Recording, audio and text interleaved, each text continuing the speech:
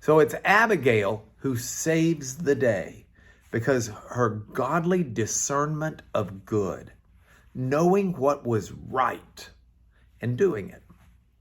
By the way, epilogue, God takes care of Nabal. Basically, within 10 days or so, he's dead because God took him.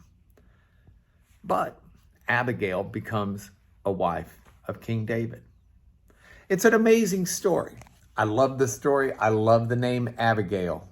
Someone who discerns good, someone who hears the word of God, does the word of God, and walks in the blessings of God. Because God actually wants us to be able to make choices. And there are times where he says, I'm going to bless you either way. I'm going to protect you either way.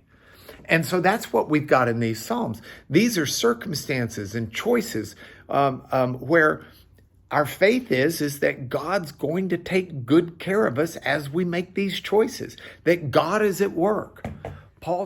First, I'm always interested in seeing this heart of compassion that God has for those who are suffering and hurting. Second, I'm aware of the fact that in the Old Testament, leprosy is often used as a metaphor for sin. And I know that sin should make me an outcast to the community of God. God is a perfect being, and his community is to be perfect like he is, but none of us are. We're all a bunch of leprous people in the sense of sinful.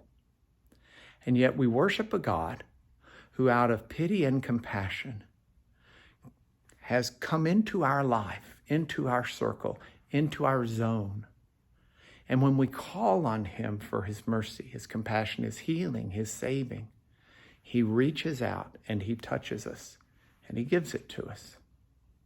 Because I recognize that the God who knows me, who knows all about me, the good, the bad, and the ugly, I can't hide anything from him, still seeks me out and calls me by name. And my opportunity is to turn to him and to make him my teacher that I follow, to make him Lord of my life. And how I respond to Jesus makes all the difference in the world. So those are my 3 lonely observations today. Number 1, be in a relationship with God, and you truly will understand that you're not alone, even though you may be in the world's eyes. Number 2, get plugged into a church. Find a church that's a good Bible-believing church with people who know God well enough to reach out and to bring you in. And then number 3, be that person who's looking for the lonely, looking for those who need help, and is willing to put yourself out there to bless them.